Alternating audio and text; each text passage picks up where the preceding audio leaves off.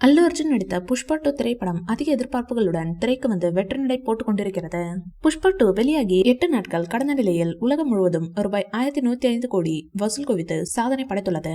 ஏற்கனவே படம் வெளியிட்டிருக்கும் முன்னதாக ரூபாய் 1085 கோடிக்கும் அதிகமாக வசூல் குவித்திருந்தது. இந்நிலையில் தான் புஷ்பா 2 படத்தின் சிறப்பு காட்சியின் போது ஹைதராபாத்தை சேர்ந்த 35 வயது நிரம்பிய ரேவதி என்ற பெண் கூட்ட நெரிசலில் சிக்கி உயிரிழந்த சம்பவம் பெரும் அதிர்ச்சியை ஏற்படுத்தியுள்ளது.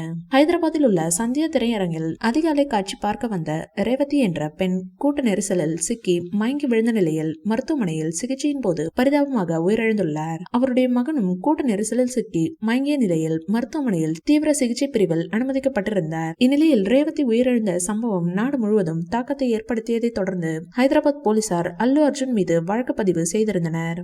இந்நிலையில் தான் இன்று அல்லு அர்ஜுன் வீட்டிற்கு சென்ற போலீசார் அவரை கைது செய்து ஹைதராபாத் நாம்பள்ளி நீதிமன்றத்தில் ஆஜர்படுத்தினர். இந்த விஷயத்தை ரஜினியிடம் ஒரு செய்தியாளர் கேட்டவுடனே திடீரென கொந்தளித்த ரஜினிகாந்த் அந்த வீடியோ வைரலாகி வருகிறது.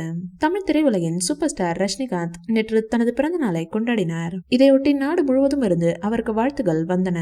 அரசியல் தலைவர்கள், சினிமா, விளையாட்டு பிரபலங்கள் என பலரும் வாழ்த்து மழை பொழிந்தனர். தமிழ்நாட்டில் முதல்வர் ஸ்டாலின் ரஜினிக்கு வாழ்த்து தெரிவித்திருந்தார். மேலும் அதிமுக பொதுச் செயலாளர் எடப்பாடி பழனிசாமி முதல் சீமான் வரையிலும் ரஜினிக்கு வாழ்த்து தெரிவித்தனர். இதேபோல் நடிகரும் தாவேக தலைவருமான விஜய் பேரன்பிற்கும் மரியாதைக்கும் உரிய சூப்பர் ஸ்டார் ரஜினிகாந்துக்கு இனிய பிறந்தநாள் வாழ்த்துக்களை தெரிவித்துக் கொள்கிறேன். தாங்கள் நல்ல ஆரோக்கியத்துடன் நீடூடி வாழ இறைவனை பிரார்த்திக்கின்றேன் என்று கூறியிருந்தார். இந்த வீடியோ பிடிச்சிருந்தா லைக் பண்ணுங்க, ஷேர் பண்ணுங்க, எங்க சேனலை சப்ஸ்கிரைப் பண்ணுங்க.